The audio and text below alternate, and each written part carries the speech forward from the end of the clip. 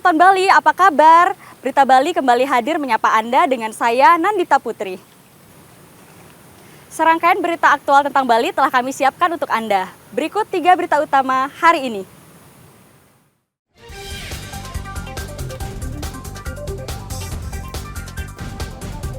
Seluruh petugas pelayanan Pelabuhan Padang Bayi wajib diperiksa kesehatannya agar tidak tertular virus Nipah dan cacar monyet.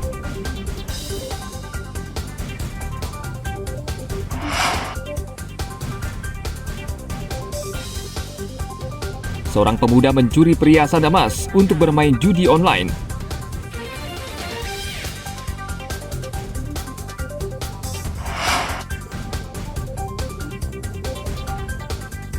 Masyarakat menyambut meriah penganugerahan gelar pahlawan nasional kepada Raja Klungkung, Ide Dewa Agung Jambe.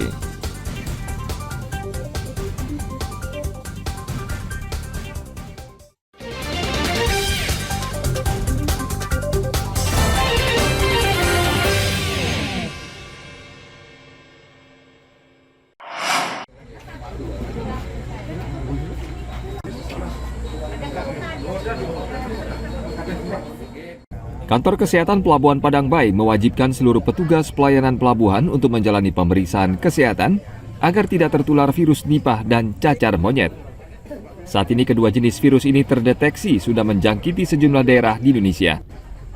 Pemeriksaan dilakukan terhadap petugas KSOP, ASDP, anggota TNI, anggota Polsek Padang Bayi, Satpam hingga kru darat seluruh armada feri dan ABK kapal. Pemeriksaan untuk memastikan kesehatan para petugas yang setiap harinya melayani penumpang kapal. Pelabuhan Padang Bayi adalah salah satu gerbang masuk ke Pulau Dewata, di mana lebih dari 2.000 wisatawan asing keluar masuk melalui pelabuhan ini dalam satu hari, sehingga rentan menularkan virus Nipah atau cacar monyet.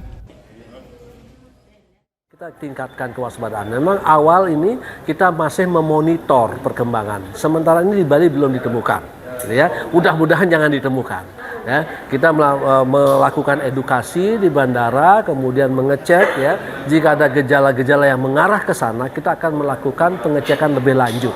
Kita berkoordinasi juga dengan layanan kesehatan yang ada. Kita tidak menghambat, sekali lagi kita tidak menghambat pelaku perjalanan luar negeri masuk Bali, tetapi kita tetap menyampaikan kepada mereka jika ada hal-hal yang terkait dengan penyakit agar segera juga melapor kepada kita melalui pelayanan kesehatan ya. Kita mengembangkan sistem pelayanan kesehatan yang terintegrasi dengan Satu Sehat, aplikasi Satu Sehat ya. Nanti kalau ada orang sakit dia berobat ke rumah sakit, ini otomatis akan masuk ke layanan Satu Sehat.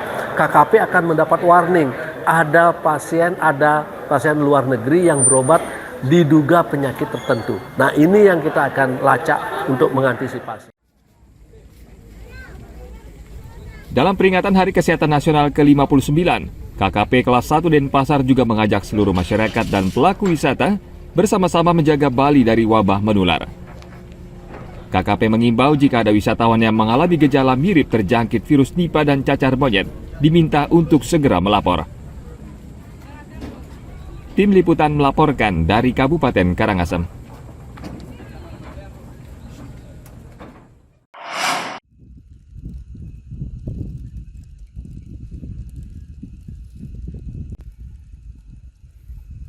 Dampak kemarau panjang masih dirasakan warga di sejumlah desa di Karangasem. Sejak September lalu atau saat puncak kemarau, sebagian besar embung di desa-desa di Karangasem mengering. Kalaupun ada airnya, warnanya keruh sehingga tidak layak untuk diminum. Warga akhirnya harus mencari sumber air bersih kendati harus berjalan jauh atau membeli air dari mobil tangki dengan harga yang mahal. Untuk mengatasi krisis air bersih, pemerintah Kabupaten Karangasem mendistribusikan air bersih ke daerah atau desa yang membutuhkan. Air bersih kemudian disalurkan ke sejumlah embung. Air bersih kemudian disalurkan ke sejumlah embung agar bisa dimanfaatkan warga.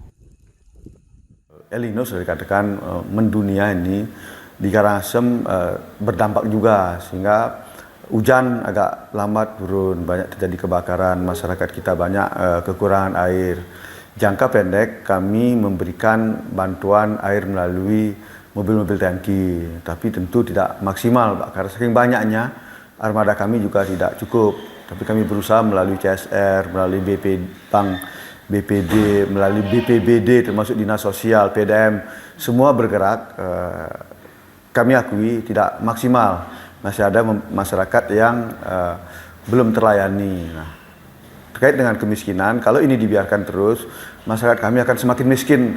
Belum beli air, belum kebutuhan sehari-harinya, sehingga kami harus hadir untuk memberikan bantuan air melalui BPBD, melalui Dinas Sosial, melalui PDM, bahkan kami minta CSR untuk memenuhi kebutuhan airnya. Sudah 4 bulan Kabupaten Karangasem tidak diguyur hujan. Kondisi ini tentu berdampak pada sektor pertanian, peternakan, serta kekeringan yang menyebabkan krisis air bersih di sejumlah desa. BMKG memperkirakan musim kemarau berakhir pada bulan Oktober dan pada awal November sudah memasuki musim penghujan seperti yang sudah terjadi di sejumlah daerah. Tim Liputan melaporkan dari Kabupaten Karangasem.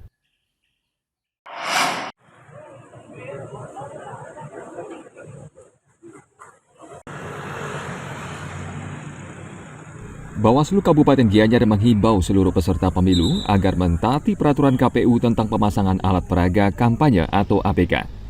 Saat ini masih banyak APK yang terpasang di sudut kota, padahal sesuai peraturan APK baru boleh dipasang saat masa kampanye yang dimulai pada tanggal 28 November mendatang. Selain itu, Bawaslu menilai pemasangan APK sebagai alat untuk sosialisasi pemilihan umum ini tidak estetik karena merusak keasrian serta keindahan kota. Bawaslu meminta para peserta bersabar karena saat ini KPU baru menyelesaikan tahapan penetapan daftar calon legislatif. Bawaslu Kabupaten Gianyar telah memberikan imbauan kepada partai politik peserta pemilu yang ada di Kabupaten Gianyar untuk menurunkan atau menertibkan baliho maupun alat peraga sosialisasi ataupun alat peraga kampanye yang sebelum tahapan kampanye dimulai, supaya mereka menurunkan dan menertibkan secara mandiri.